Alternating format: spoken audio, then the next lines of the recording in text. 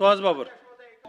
धन्यवाद अध्यक्ष महोदय. अध्यक्ष महोदय, सगळ्या सदस्यांची मतं जाणून घेतली आणि पक्षाच्या भिंतीच्या पलीकडे खूप काही चांगली मतं आज आम्हाला सगळ्या बाजून ऐकायला मिळाली. पण माझा प्रश्नच खूप वेगळा आहे. मी सुधीर भाऊंचं पण मनोगत ऐकलं आणि चंद्रकांत दादांना माझी अगदी नम्र विनंती आहे की दादा, ज्या दिवशी सुधीर भाऊंचं आपण उपकेंद्र मंजूर केलं त्याच दिवशी आपलं खानापूरचं शिवाजी विद्यापीठाला उपकेंद्र आपण मंजूर केलं होतं. आपण आता एका खाजगी रयत शिक्षण संस्थेच्या शाळेमध्ये आपण त्या ठिकाणी आपलं ऑफिस चालू केले. तर माझी तुम्हाला विनंती आहे, जसं सुधीर भाऊंनी सांगितलं तसं मी बोलू शकत नाही, कारण माझ्या वया पद्धतीनं मी एवढं तुम्हाला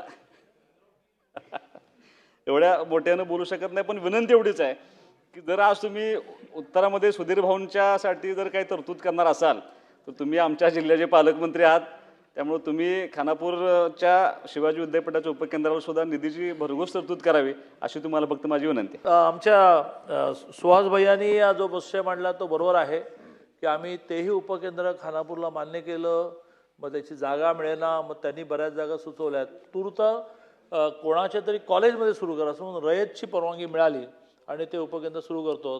पण ते चटावरचं श्राद्ध आहे, तसं करून चालणार नाही. आम्हाला तिथेही व्यवस्थित रचना उभी करायला लागेल. शिवाजी विद्यापीठाची तुलनेने स्थिती आर्थिक बरी आहे आणि त्यामुळे त्यांना मी असं म्हणतो आहे की सरकार पैसे देईल पण तुम्ही तुमचा स्वनिधी वापरा, पण आपल्याला खानापूरला उपकेंद्र केलं पाहिजे. ते मान्यही केलं, सुरूही केलं, त्याला स्ट्रेंथन केलं पाहिजे.